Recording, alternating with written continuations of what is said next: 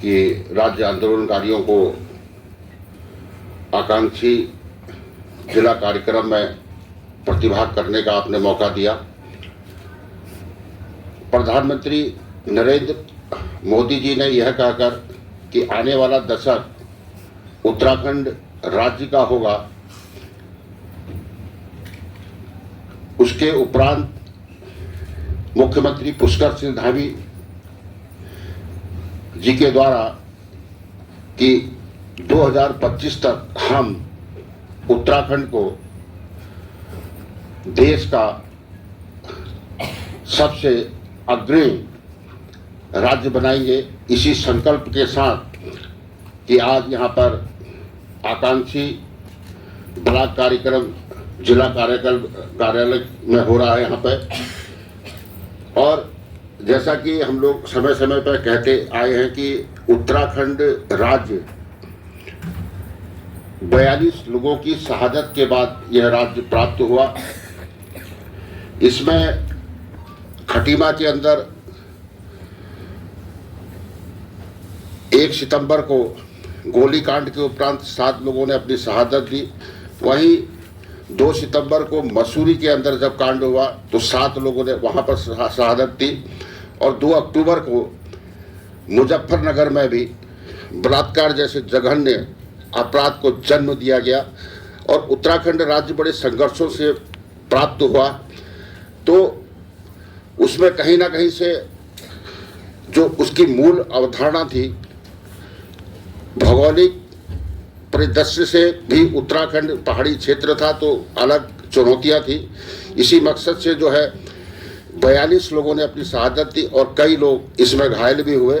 उत्तराखंड राज्य बना, लेकिन इन पिछले कार्यकाल को अगर छोड़ देंगे, इन 10 सालों के अंदर जब से हमारे प्रधानमंत्री नरेंद्र मोदी जी ने एक विजन कि उत्तराखंड राज्य को अग्रणी राज्य बनाना है और पर्यटन प्रदेश की तरफ तो उत्तराखंड राज्य बना। और मुख्यमंत्री पुष्कर सिंह धामी ने हर मंच से यह कहा है कि 2025 तक हम इसको अग्रणी राज्य बनाएंगे।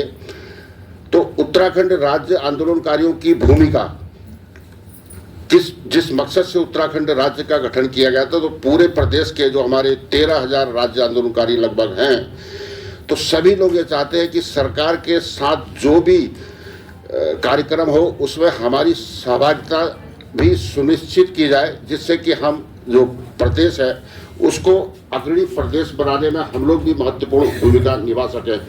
और इसी कड़ी में जो है अभी उधम सिंह नगर के अंदर जो हमारा 4 जुलाई 2024 से 30 तारीख तक जो 1 महीने का हमारा कार्यक्रम है, जिले के समस्त राज्य आंदोलनकारी इस कार्यक्रम में अपनी सहभागिता सुनिश्चित करेंगे। और यह जो योजना है आकांक्षी ब्लॉक कार्यक्रम, इसमें जो है पूर्ण रूप से भागीदारी करेंगे। यह हमारा दृढ़ संकल्प भी है।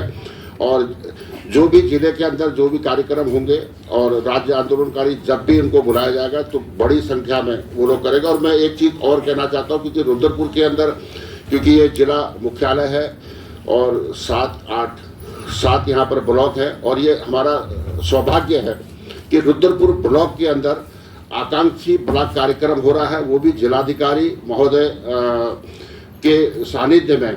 क्योंकि लोकप्रियता के मामले हमारे जिलाधिकारी महोदय उत्तराखंड राज्य बनने के बाद सबसे ज़्यादा लोकप्रिय आप रहे हैं सर, और हर जगह आपके कार्यों की हमारी चर्चा भी होती है।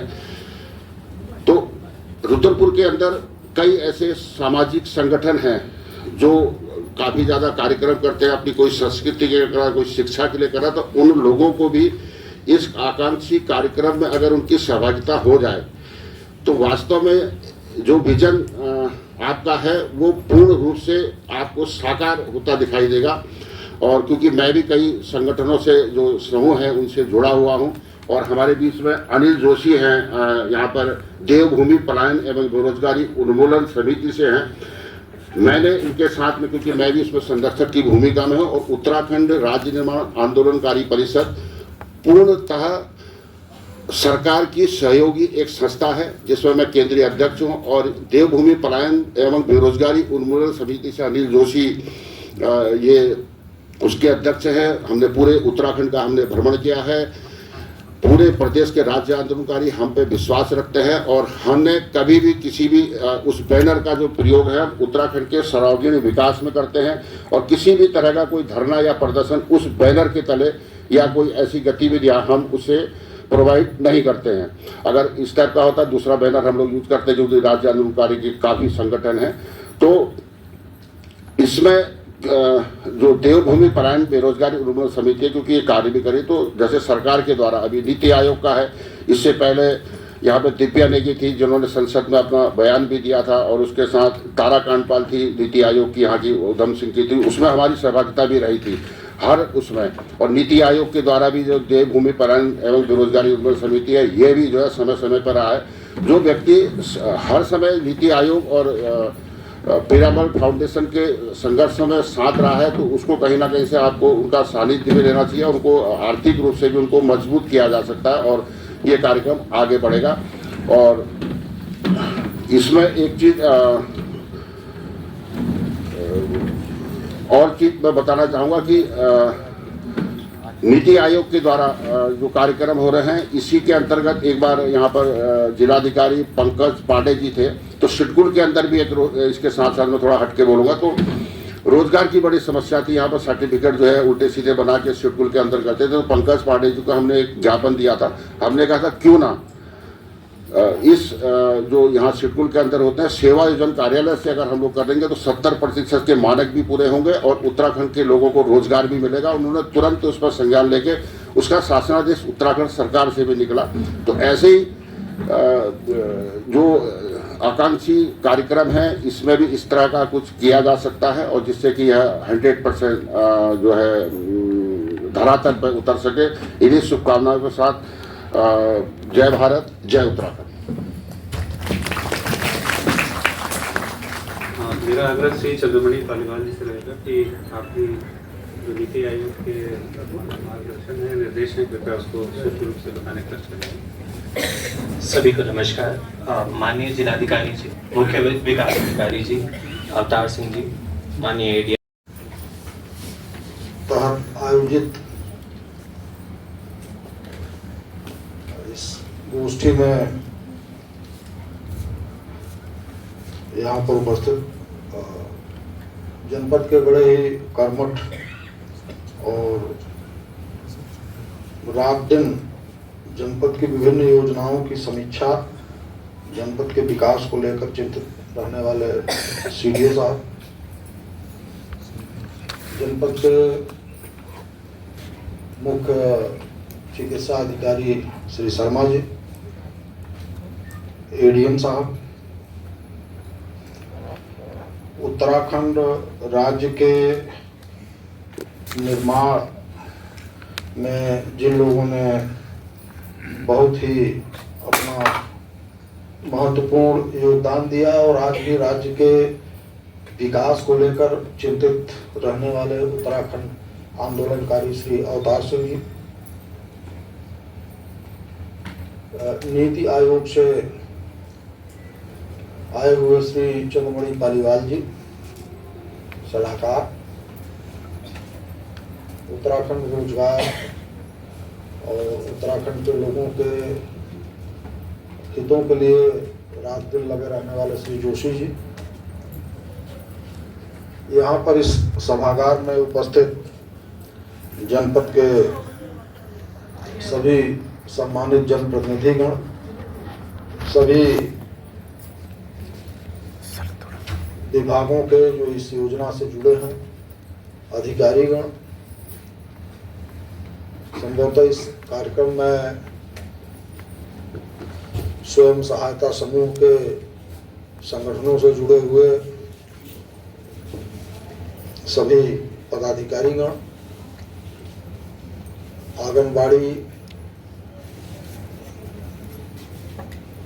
विभाग से जुड़े हुए सभी कार्यकर्तीगण, सुपरवाइजरगण एवं हेल्थ विभाग से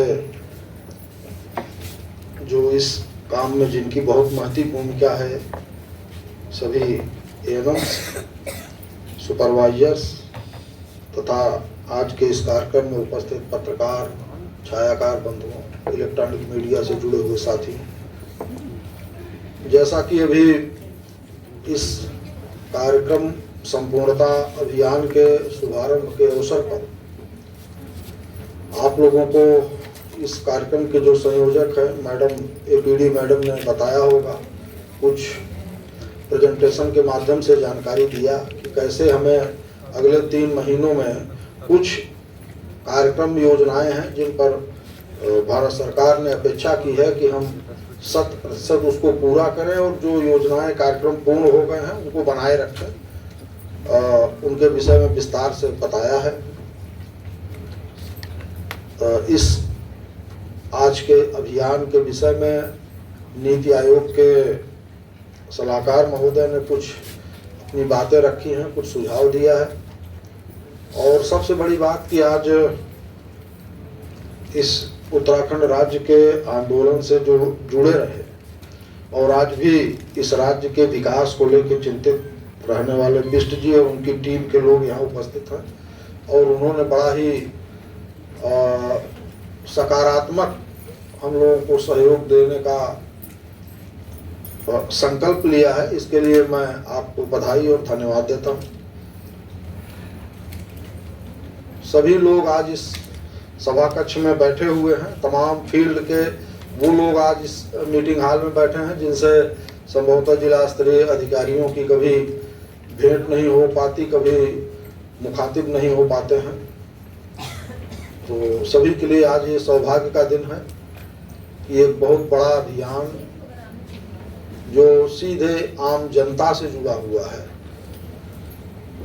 लोगों को जो निचले पायदान पर हैं, जिनके लिए सहयोग और सहायता की जरूरत है, ऐसे कार्यक्रम के शुभारंभ के इस अवसर पर मैं सभी लोगों को बधाई पुनः दे रहा हूँ। बिष्ट जी ने चर्चा किया उत्तराखंड राज्य बनने, तो मैं तो उस समय का अफसर हूँ जब आंदोलन चल रहे थे और लोग यहाँ रहना नहीं चाहते थे, तमाम झगड़े रोज विवाद होते थे। तब भी मैं उस समय भी मैं पिथौरागढ़ जिले में एसडीएम था 3 साल। तो ज़्यादातर लोग परिचित हैं उत्तराखंड आंदोलन से जुड़े लोग, पहले के भी अभी भी। लेकिन आपका जो सहयोग मिला है ये हमारे लिए, हमारे स्टाफ के लिए बहुत ही उत्साहवर्धक है, उनके अंदर काम करने की भावना जागृत करेगा। आज इस शुभारंभ के अवसर पर एक हम लोगों को संकल्प भी लेना है, तो मैं सोचता हूँ कि इसको पढ़ दूँ और आप लोग दोहरा दें तो खड़े हो। तो सभी लोग खड़े हो जाएंगे, मैं आज का जो संकल्प है पढ़ूंगा।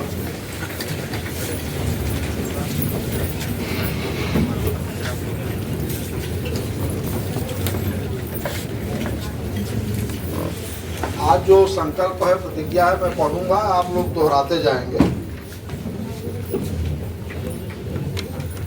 मैं प्रतिज्ञा करता हूँ कि अपने ब्लॉक जिला को संपूर्णता अभियान के सभी इंडिकेटरों को संतृप्त करने के लिए कार्य करूंगा और योगदान दूंगा। मैं अपने ब्लॉक जिला को स्वस्थ, समर्थ और समृद्ध बनाऊंगा और इसे एक प्रेरणादायक ब्लॉक जिला बनाने की दिशा में कार्य करूंगा। हम यह सुनिश्चित करने का लक्ष्य रखते हैं कि गर्भवती महिलाओं को समय पर प्रसव पूर्व देखभाल मिले। सभी बच्चों का पूर्ण टीकाकरण हो। गर्भवती महिलाओं को पूरक पोषण प्राप्त हो। हर व्यक्ति की मधुमेह और उच्च रक्तचाप की नियमित जांच हो। सायल हेल्थ कार्ड का वितरण हो। स्वयं सहायता समूहों को रिवॉल्विंग फंड मिले। स्कूलों में बुनियादी सुविधाएं उपलब्ध हों। धन्यवाद।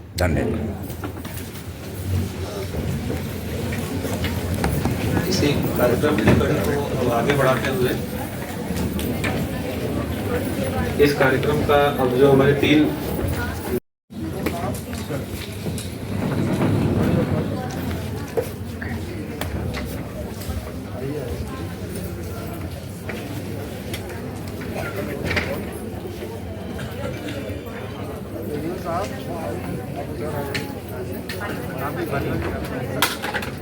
पालीवाल जी आइए।